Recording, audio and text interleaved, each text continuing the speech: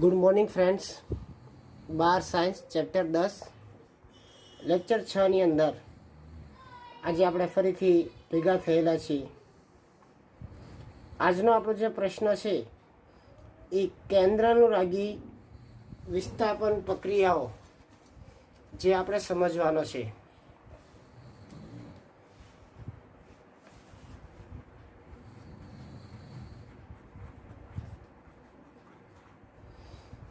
તો આની પહેલાં મેં તમને જે પ્રશ્ન ચલાવ્યો તો ઇલેક્ટ્રોન અનુરાગીનો હતો, જે મેં લખેલું પણ હશે.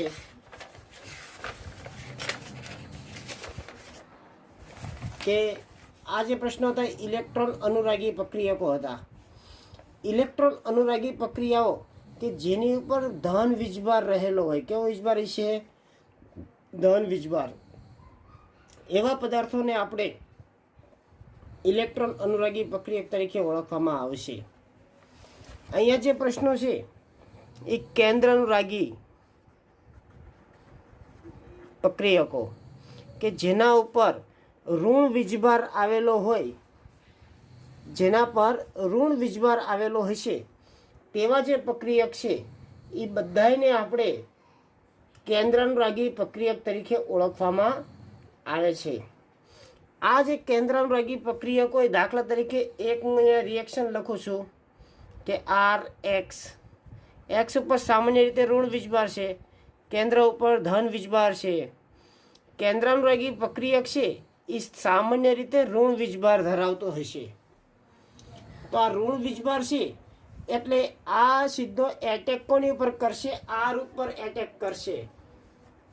એટલે કે જો આની પ્રક્રિયા કોઈ કેન્દ્રાનુરાગી પ્રક્રિયક સાથે કરવામાં આવે તો આ કેન્દ્રાનુરાગી પ્રક્રિયક છે એ R સાથે જોડાશે.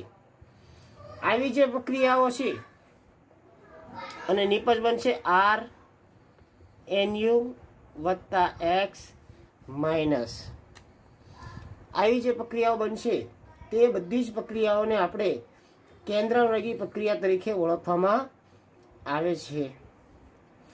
આવા જે કેન્દ્રાનુરાગી પ્રક્રિયાઓની અંદર પણ વિશેષમાં એક આપેલું છે ઉભયદંતીય કેન્દ્રાનુરાગી પ્રક્રિયક. ઉભયદંતીય કેન્દ્રાનુરાગી પ્રક્રિયક કે સામાન્ય રીતે સાયનાઇડની એક વાત કરું, સાયનાઇડનો CN C અને N વચ્ચે ટ્રિપલ બોન્ડ આવેલા હોય છે. જો સાયનાઇડની અંદર કાર્બન જો R સાથે જોડાતો હશે તો આ સાયનાઇડ બને છે.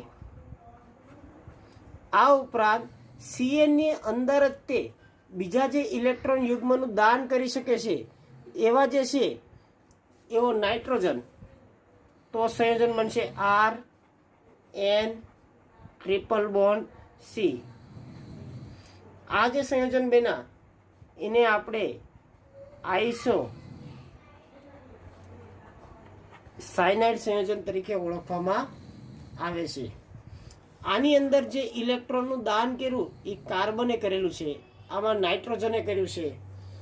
આવા જે પ્રક્રિયકો છે એવા કે જેની અંદર એક કરતાં વધારે કેન્દ્રો આવેલા હોય તેવા પ્રક્રિયકોને ઉભયદંતીય કેન્દ્રાનુરાગી પ્રક્રિયક તરીકે ઓળખવામાં આવે છે.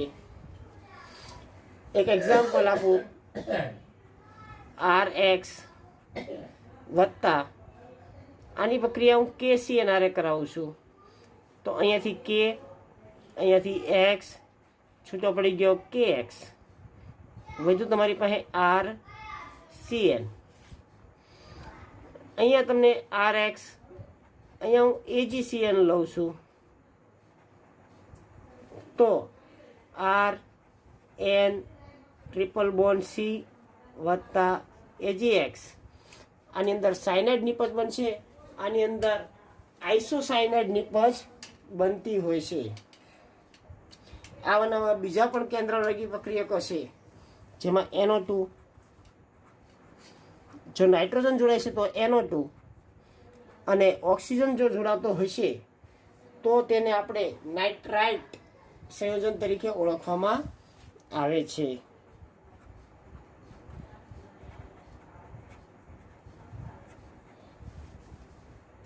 આને આપણે નાઇટ્રાઇટ સંયોજન તરીકે ઓળખીએ છીએ. આ બે પ્રશ્નો હતા.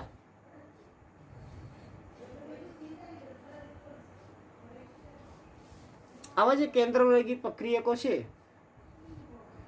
તેના આધારે આપણે બે પ્રક્રિયાઓ લેવાની છે, જે પરીક્ષામાં પણ ઘણી વખત પૂછાયેલી છે.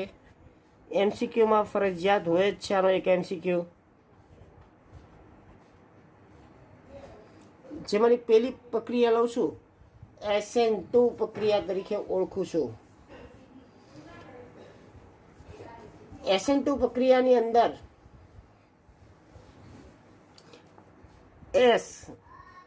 S નો મતલબ થશે સબસ્ટ્રેટ.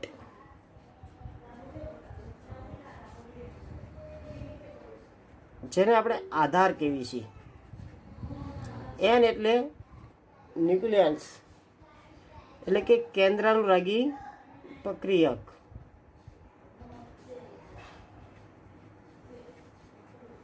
માથે બે કેરો છે, એટલે કેન્દ્રાનુરાગી પ્રક્રિયક કેટલા હશે આની અંદર? બે પ્રક્રિયક ઉપર આધાર રાખશે આ પ્રક્રિયા. બે પ્રક્રિયા ઉપર આધાર રાખે એટલે આપણે ચેપ્ટર નંબર 4 રાસાયણિક ગતિકી એની અંદર આપણે અભ્યાસ કરી ગયા છીએ કે આ પ્રક્રિયા છે એ એક જ તબક્કામાં પૂરી થશે અને બે પ્રક્રિયક ઉપર આધાર રાખે છે. એટલે પ્રક્રિયાનો ક્રમ છે એ કયો ક્રમ થઈ જશે? દ્વિતીય ક્રમની પ્રક્રિયા થશે. તો હવે આપણે આ રિએક્શનને આપણે સમજશું.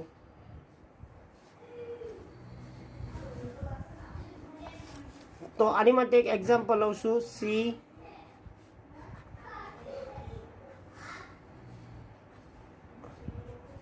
આને આપણે બે રીતે દર્શાવું છું. CH3Cl. સામાન્ય રીતે આની ઉપર માઇનસ વીજભાર આવશે ને આની ઉપર કેવો આવશે? પ્લસ વીજભાર આવશે. જ્યારે આની પ્રક્રિયા હું OH માઇનસ સાથે કરાવું છું તો રિએક્શનને સહેલી કરવા માટે આપણે એવું લખતા હોઈએ છીએ કે આ Cl અહીંયા આવી ગયો, OH અહીંયા જોડાઈ ગયો અને નિપજ બની ગઈ CH3OH અને Cl માઇનસ દૂર થઈ ગયો. લખવા માટે આ રિએક્શન ઇઝી છે, પણ જ્યારે આપણે આ રીતે દર્શાવવું હોય ત્યારે આની અંદર આ બંને પ્રક્રિયાઓમાં ઘટના કઈ બને છે એ આપણે સમજવી. તો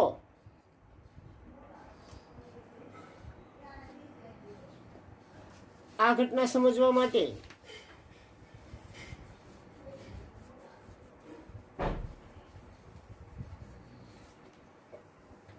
આ Cl છે જે માઇનસ વીજભાર ધરાવે છે, અહીંયા જે OH રહેલો છે તે પણ માઇનસ વીજભાર ધરાવે છે. આપણને ખબર છે કે જો આ OH માઇનસ છે એ અહીંયા જોડાય છે તો આ બંને વચ્ચે કોઈ દિવસ જોડાઈ શકશે નહીં, કારણ કે OH જેટલો અહીંયા નજીક આવશે એટલા બંને એકબીજાથી કેવા જશે? દૂર જશે. કારણ કે બંનેના વીજભાર છે એ કેવા છે? સમાન વીજભાર રહેલા છે. એટલે આ બંને કોઈ દિવસ એકબીજાની નજીક આવી શકશે નહીં. આ બંને વચ્ચે અપાકર્ષણ થાય છે. આ અપાકર્ષણને જો મારે આકર્ષણમાં ફેરવવું હોય તો આ જે OH માઇનસ છે એને હું Clની વિરુદ્ધ સાઈડથી દાખલ કરું છું. એટલે હું આ સાઈડથી દાખલ કરું છું. એટલે કે આ C, આ H, અહીંયા એક બીજો H, અહીંયા એક ત્રીજો H. અહીંયાથી હું ધીરે ધીરે ધીરે અહીંયાથી OHને દાખલ કરું આ સાઈડથી. અહીંયા આવશે Cl. આ જે અવસ્થા ઉત્પન્ન થઈ એને આપણે સંક્રાંતિ અવસ્થા કહીશું. આની ઉપર માઇનસ છે, આની ઉપર એ માઇનસ છે, આની ઉપર આવશે પ્લસ વીજભાર. તો જેટલો આ માઇનસ વીજભાર છે ધીરે ધીરે કાર્બન અને હેલોજન આ બંધ છે એ કેવો પડતો જશે? નિર્બળ થશે. કેવો થશે? નિર્બળ. અને કાર્બન અને ઓક્સિજન વચ્ચેનો બંધ પ્રબળ બનતો જશે. એટલે OH છે નજીક આવશે. જેટલો OH નજીક આવશે એટલો Cl અહીંયાથી શું જશે? દૂર જશે. અને એક સમય એવો આવશે કે નિપજ છે એ કંઈક આ પ્રકારે તમારી સામે બળી જશે.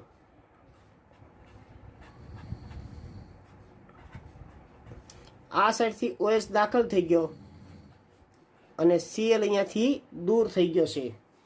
આ સ્ટ્રક્ચર એક્ઝેક્ટ દોરવું હોય તો આ પ્રકારે થાય.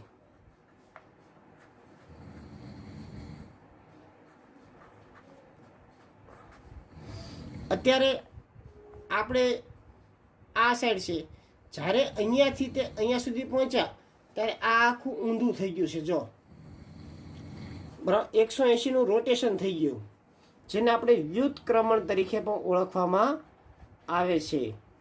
આપણા છત્રી ગણો તો છત્રી છે ઊંધી થઈ ગઈ, જેને આપણે કાગડો કહેવી છે. છત્રી છે એ કાગડો થઈ જાય છે, એટલા માટે આ વ્યુત્ક્રમણ કેવી છે. 180નું જ્યારે રોટેશન મળે ત્યારે જે સંયોજન બને એ વ્યુત્ક્રમણ થશે. આની અંદર બંને પ્રક્રિયક ઉપર આધાર રહેલો છે, Cl અને OH. માટે આ પ્રક્રિયા છે એ SN2 પ્રક્રિયા તરીકે ઓળખવામાં આવે છે. એક જ તબક્કાઓમાં થાય છે, બંને પ્રક્રિયક ઉપર આધાર રાખે છે. હુમલો કરનાર પ્રક્રિયક છે OH- અને આલ્કિલ હાઇડ્રાઇડમાં રહેલો C અને Cl વચ્ચેનો બંધ કેવો કરે છે? નિર્બળ કરશે. અને C અને OH વચ્ચેનો બંધ કેવો કરશે? પ્રબળ કરે છે. સંક્રાંતિ અવસ્થાની અંદર સંકરણ છે sp2 ધારણ કરી લે છે. અને નિપજની અંદર સંકરણ કેવું બની જશે? sp3 સંકરણ બનતું હોય છે. આ પ્રક્રિયા છે એ જેમ કાર્બનની સંખ્યા ઓછી હોય, જેમ અહીંયા કાર્બનની સંખ્યા ઓછી હોય એમ એની ક્રિયાશીલતા વધુ ઝડપી બનતી હોય છે. તો એક એક્ઝામ્પલ આપું કે CH3Cl છે મારી પાસે, ત્યાર પછી મારી પાસે CH3CH2Cl છે, ત્યાર પછી CH3CH3Cl છે. ચોથું લખું છું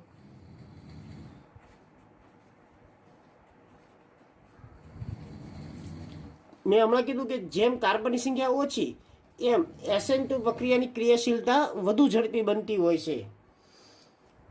તો આ CH3Cl આ પ્રાથમિક છે, આ દ્વિતીયક છે અને આ મેં અહીંયા તૃતીયક લીધું છે. તો આ ચારેયમાં SN2 પ્રક્રિયા સૌથી ઝડપી કોની યાર થશે? તો તરત જ કહેશો આમાં કાર્બન ઓછા છે. તો આની ક્રિયાશીલતાનો ક્રમ એમાં સૌથી પહેલાં આવશે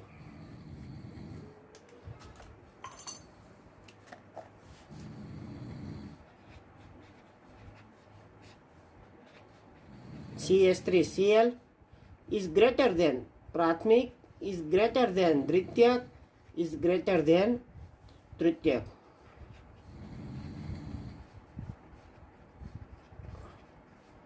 કાર્બન સંખ્યા ઓછી તેમ ક્રિયાશીલતા વધુ. બાકીનું જે લખાણ છે એ તમે પાઠ્યપુસ્તકમાંથી પણ તમે વાંચીને તૈયાર કરી શકશો. આની અંદર જેટલા મુદ્દા આવે છે એ બધા જ મુદ્દા મેં આવરી લીધેલા છે.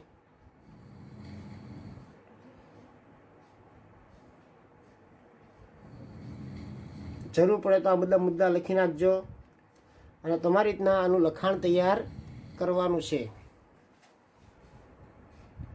પરીક્ષામાં ઘણી વખત આ પ્રશ્ન પૂછાતો હોય છે.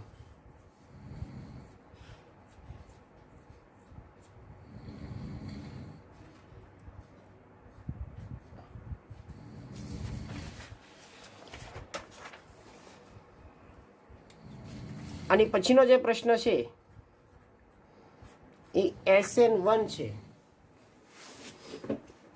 S એટલે તમને ખ્યાલ આવી ગયો છે. S નો મતલબ આપણે શું કાઢ્યો તો? સબસ્ટ્રેટ. N એટલે ન્યુક્લિયન્સ. ન્યુક્લિયન્સ એટલે પ્રક્રિયક. અને આ પ્રક્રિયા છે એ પ્રથમ ક્રમની થશે. કયા ક્રમની થશે? પ્રથમ ક્રમ એટલા માટે કે આની અંદર એક જ પ્રક્રિયક ઉપર આધાર રાખે છે. આ પ્રક્રિયાઓ 2 તબક્કાઓમાં થાય છે. હંમેશા યાદ રાખવાનું, 2 તબક્કાઓમાં થતી હોય ત્યારે પ્રથમ તબક્કો છે એ હંમેશા ધીમો હોય છે અને એ કેવો બનતો હોય છે? તમારો વેગ નિર્ણાયક બનતો હોય છે. અને દ્વિતીય તબક્કો હંમેશા ઝડપી હોય છે. આની માટેનું આપણે એક્ઝામ્પલ લેવાનું છે.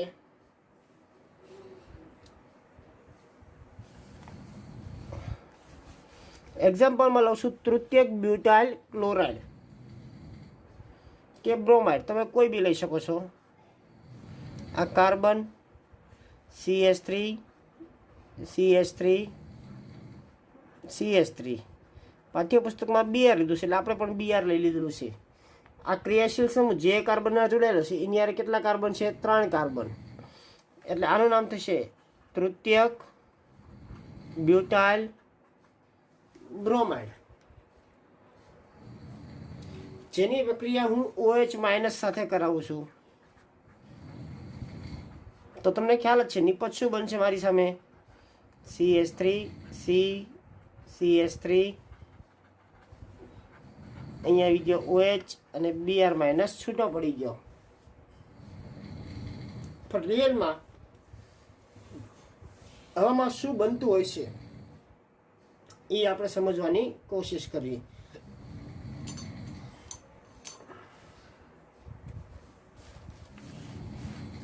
તો તૃતીયક બ્યુટાઇલ બ્રોમાઇડ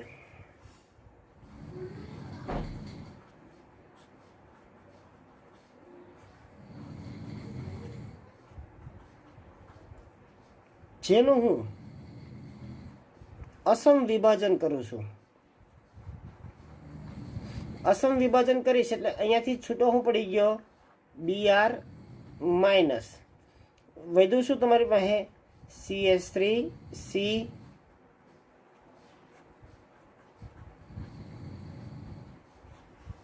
આને આપણે કહીશું તૃતીયક કાર્બો કેટાયન. કાર્બો કેટાયનની સ્થિરતાનો ક્રમ છે એ તૃતીયકનો સૌથી વધારે હોય છે. આવું 11મા ધોરણની અંદર આપણે ભણી ગયા હતા કે તૃતીયક હશે એની સ્થિરતાનો ક્રમ છે એ હંમેશા વધારે હોય છે. આ તબક્કો છે એ પ્રતિવર્તી હોય છે કે આમાંથી આમાં પણ રૂપાંતર થઈ શકે છે અને આમાંથી આમાં પણ રૂપાંતર થઈ શકે છે. ધીમો તબક્કો છે માટે કેવો બને છે? વેગ નિર્ણાયક. આની અંદર ફક્ત એક જ કેન્દ્રમરાગી પ્રક્રિયક મેં વાપરેલો છે માટે આને આપણે પ્રથમ ક્રમની પ્રક્રિયા તરીકે ઓળખીએ છીએ. અહીંયાથી હવે આગળ કે CH3 C આ જે તૃતીયક કાર્બો કેટાયન છે એની પ્રક્રિયા હવે હું OH- સાથે પ્રક્રિયા કરાવું તો તમારી સામે નિપજ બનશે CH3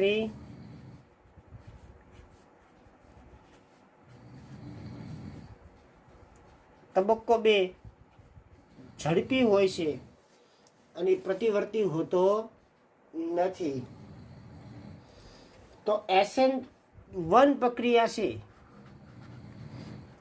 એનો ક્રમ આપણને ખ્યાલ આવી ગયો કે તૃતીયક હારે ઝડપી થાય છે. તો જે SN2નો ક્રમ આપણે આ પ્રકારે લખ્યો હતો CH3Cl ગ્રેટર ધેન પ્રાથમિક, દ્વિતીયક અને તૃતીયક. આનો ક્રમ થઈ જશે તૃતીયક, દ્વિતીયક, પ્રાથમિક અને CH3Cl. SN1 માટે જ્યારે હેલોજન જોડાયેલા હોય ત્યારે આયોડિનની સ્થિરતા વધારે, પછી આવશે Br, પછી આવશે Cl અને પછી આવશે ફ્લોરિન.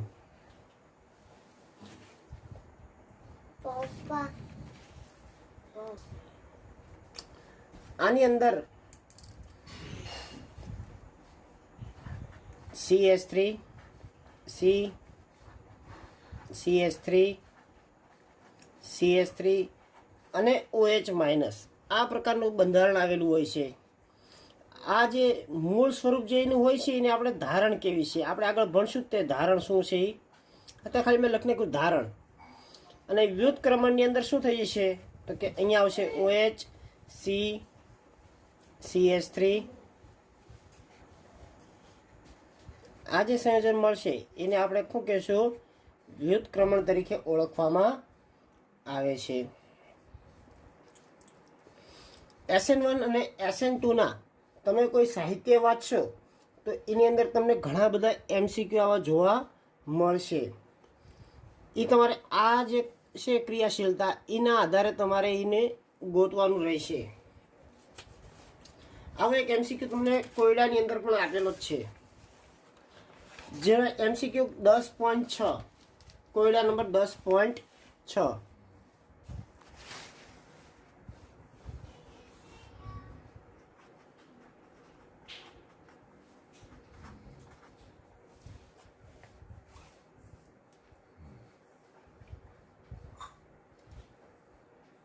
તો તમારી ટેક્સ્ટબુકની અંદર તમે કોયડા નંબર 10.6 અત્યારે બહાર કાઢ્યો હશે. હવે એની અંદર શું થશે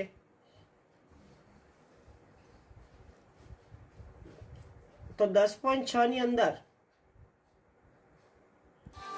રકમ તમે વાંચો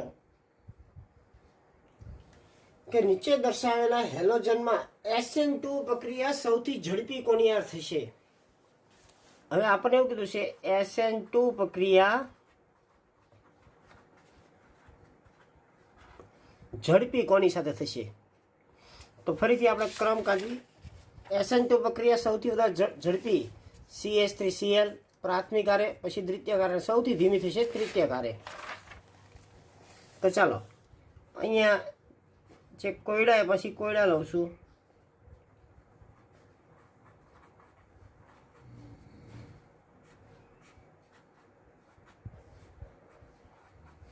આ બંનેમાં SN2 પ્રક્રિયા ઝડપી કોની યાર થશે. તો ચાલો પેલા આ વિચારવી. ક્રિયાશીલ સમૂહ જે કાર્બન જોડાયેલો છે એની યાર કેટલા કાર્બન છે તો તરત જ આપણે કહીશું 2 કાર્બન. એટલે આ થઈ ગયો દ્વિતીય, આ થશે પ્રાથમિક.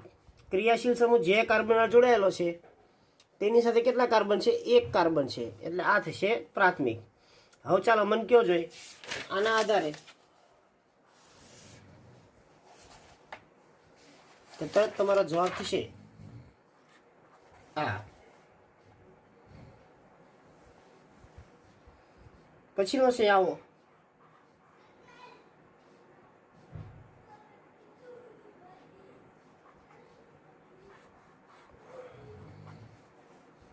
આમાં બંને પ્રાથમિક જ છે. બંને પ્રાથમિક છે તો તમારે હેલોજન ઉપર જવું પડશે. હેલોજન માટેનું મેં તમને કીધું કે આયોડિન સૌથી વધારે છે, પછી આવશે Br, પછી આવશે Cl ને છેલ્લે આવશે F. એટલે તમારો જવાબ થશે આ. આવી રીતે તમારે સોલ્વ કરવાના હોય છે. અને પછીનો જે એક MCQ આપ્યો છે એ પણ હું તમને સોલ્વ કરાવી દઉં છું, જેથી તમે કોઈ સાહિત્ય વાંચશો તો તમને ખ્યાલ આવશે. કોયડા નંબર 10.7. ચાલો 10.7 ની એક રકમ વાંચી લો છે. રકમ વાંચીને તમને શું ખ્યાલ આવે છે એ વિચારો.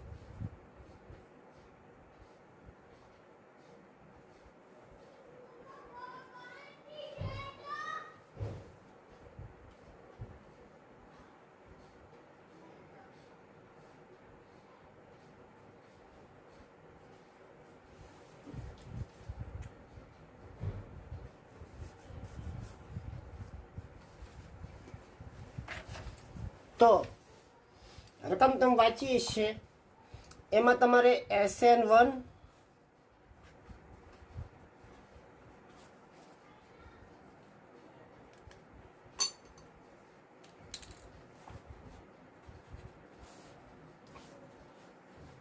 અને SN2 ની ક્રિયાશીલતાનો ક્રમ આપવાનો છે.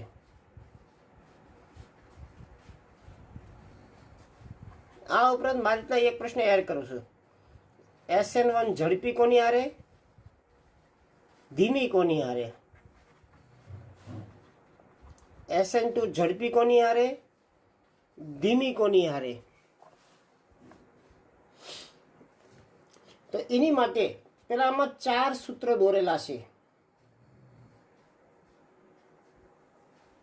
પેલા બ્રોમોબ્યુટેનના 4 સમઘટક એ તમારી ઉપર છોડું છું. બીજા પ્રશ્નની અંદર તમને સૂત્રો આપેલા છે, જેમાંના બધા સૂત્રો હું લખું છું.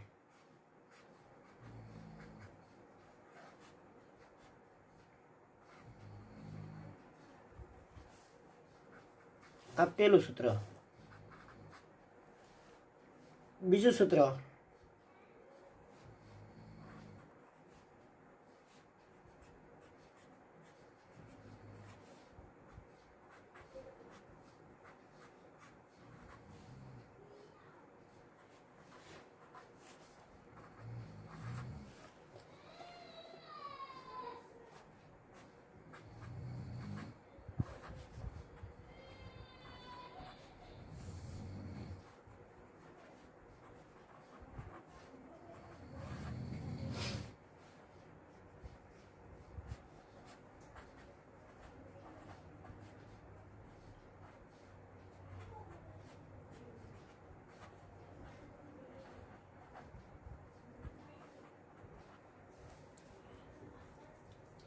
આ 4 સૂત્રો આપ્યા છે.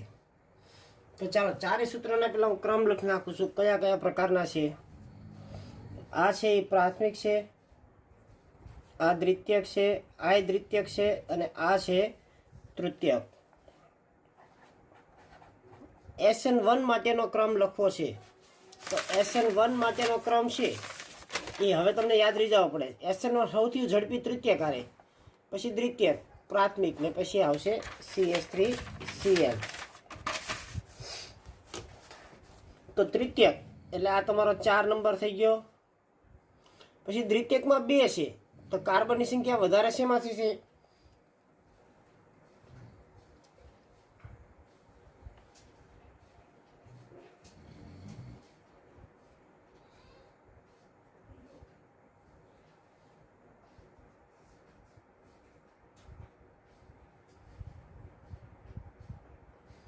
કાર્બનની સંખ્યા વધુ શેમાં છે? તો કે આ બંનેની અંદર આમાં વધારે છે. જેમાં કાર્બનની સંખ્યા વધારે હોય એટલે એનો ક્રમ શું થઈ જશે? 4, 2, 3, 1. SN2 નો ક્રમ શું થઈ જશે? આનાથી ઊંધો, 1, 3, 2, 4. SN1 સૌથી ઝડપી કોની હારે થશે? તો કે 4 હારે. એટલે આ પ્રશ્ન પૂરો. SN1 સૌથી ધીમી કોની હારે થશે? પ્રાથમિક હારે. SN2 સૌથી ઝડપી થશે આની હારે, સૌથી ધીમી આની હારે. આવી રીતે જો તમે બંધારણ લખશો તો તમને ખ્યાલ તરત આવી જશે. આવી રીતે તમારે ઘણા MCQની પ્રેક્ટિસ કરવાની આવશે. આજના હોમવર્કની અંદર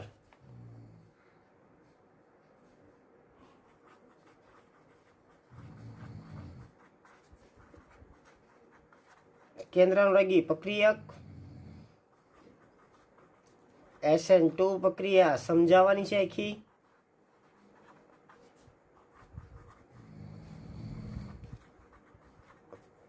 SN1 પ્રક્રિયા સમજાવવાની છે. કોયડા નંબર 10.6, 10.7 આટલું તમારે હોમવર્ક કરવાનું છે. Thank you.